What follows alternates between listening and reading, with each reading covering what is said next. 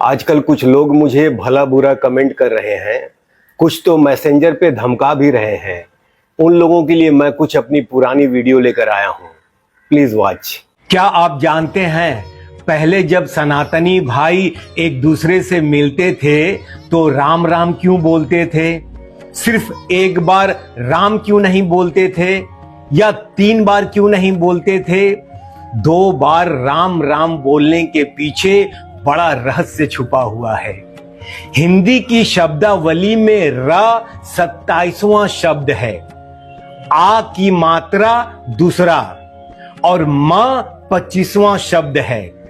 तीनों अंकों का योग करें 27 + 2 + 25 तो टोटल 54 हुए, अर्थात एक राम का योग 54 हुआ। इसी प्रकार राम राम का कुल योग 108 होगा। आप जब कोई जाप करते हैं तो 108 मनके की माला गिनकर करते हैं, मतलब सिर्फ राम राम कह देने से पूरी माला का जाप हो जाता है। अब फैसला आपको करना है कि जय श्री राम बोलकर एक व्यक्ति को खुश करना है या राम राम बोलकर ईश्वर को प्रसन्न करना है, आपकी मर्जी। मेरे सनातनी भाई, क्या तुम जानते हो 20 तक की गिनती में सारा संसार समाया हुआ है। कैसे? 1 भगवान, 2 पक्ष, 3 लोक, 4 युग, 5 पांडव, 6 शास्त्र, 7 वार, 8 खंड, 9 ग्रह, 10 दिशा, 11 रुद्र, 12 महीने, 13 रत्न, 14 विद्या, 15 तिथि, 16 श्राद्ध, 17 वनस्पति, 18 पुराण, 19वां नर और 20वां नारी। मुझसे कर लो यारी, इसी तरह बातें सुनाऊंगा प्यारी प्यारी।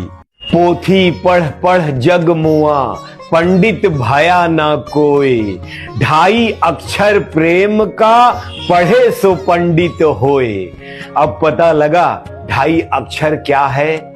मैं बताता हूं। 2.5 अक्षर के ब्रह्मा और 2.5 अक्षर की सृष्टि, 2.5 अक्षर के विष्णु और 2.5 अक्षर की लक्ष्मी, 2.5 अक्षर का त्याग और 2.5 अक्षर का ध्यान, 2.5 अक्षर की इच्छा और 2.5 अक्षर की दृष्टि, 2.5 अक्षर का धर्म और 2.5 अक्षर का कर्म, 2.5 अक्षर का भाग्य और 2.5 अक्षर का व्यथा, 2.5 अक्षर का सत्य और 2.5 अक्षर की मिथ्या, 2.5 अक्षर की अग्नि और 2.5 अक्षर का कुंड और 2.5 अक्षर का जन्म और 2.5 अक्षर की मृत्यु, 2.5 अक्षर का मित्र और 2.5 अक्षर का शत्रु, 2.5 अक्षर का प्रेम और 2.5 अक्षर की घृणा, 2.5 अक्षर की जन्म से लेकर 2.5 अक्षर की मृत्यु तक हम लोग 2.5 अक्षर में बंधे हैं। 2.5 अक्षर का वक्त और 2.5 अक्षर का अंत। 4 का मतलब ज्यादातर लोग यही समझते हैं, 4 दिन की जिंदगी फिर अंधेरी रात। 4 लोग क्या कहेंगे?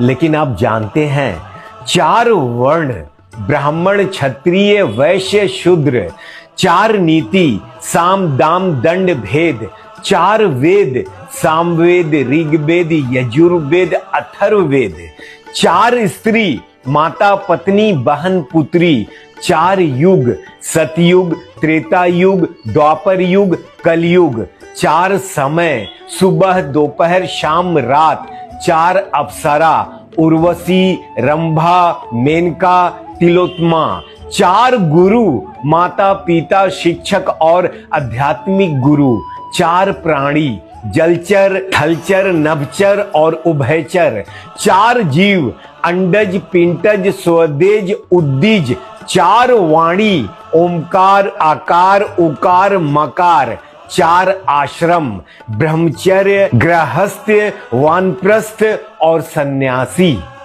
मेरे सनातनी भाइयों, क्या आप जानते हैं स्नान करते समय भगवान को याद किया तो वो तीर्थ स्नान कहलाएगा। भोजन करते समय भगवान को याद किया तो वो प्रसाद बन जाएगा। चलते समय भगवान को याद किया तो वो तीर्थ यात्रा बन जाएगा। खाना बनाते समय भगवान को याद किया तो वो महाप्रसाद बन जाएगा। सोते समय भगवान को याद किया तो वो ध्यान निद्रा कहलाएगी। काम करते समय भगवान को याद किया तो वो कर्म योग बन जाएगा। घर में भगवान को याद किया तो वो घर मंदिर बन जाएगा। क्या आपको मालूम है? क्या आप जानते हैं, रावण जब मृत्यु शैया पर था तो उसने श्री राम जी से एक बहुत ही अच्छी बात कही थी कि मैं तुमसे हर मामले में बड़ा हूं, उम्र में, बुद्धि में, बल में मेरा कुटुंब भी तुमसे बड़ा है। मेरी लंका सोने की है, धन दौलत में भी मेरा राज्य भी तुमसे बड़ा है। इन सब के बाद भी मैं हार गया। जानते हो क्यों? क्योंकि तुम्हारा भाई तुम्हारे साथ था और मेरा भाई मेरे खिलाफ था। इसलिए अंदरूनी एकता बनाए रखें, क्योंकि किसी भी पेड़ के कटने का किस्सा ना होता अगर कुल्हाड़ी के पीछे लकड़ी का हिस्सा ना होता। तुम जिसे प्रेम कहते हो ना, प्रेम का अर्थ जानना है तो राधा से पूछो, रुक्मणी से पूछोगे तो वो अधिकार बताएगी। जहर का स्वाद शिव से पूछो, मीरा से पूछोगे तो वो अमृत ही बताएगी। इसलिए कहता हूं कि मर्यादा राम जैसा, प्रेम श्याम जैसा और क्रोध परशुराम जैसा हर पुरुष में होनी चाहिए।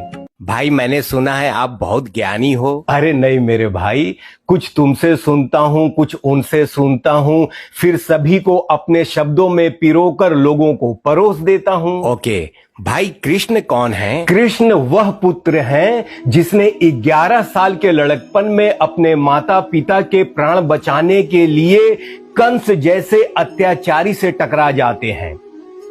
कृष्ण वह भाई हैं जिनके चरणों में ब्रह्मांड झुकता है, फिर भी भगवत के हर पन्ने पर अपने बड़े भैया दाऊ के चरणों में झुके हुए पाए जाते हैं।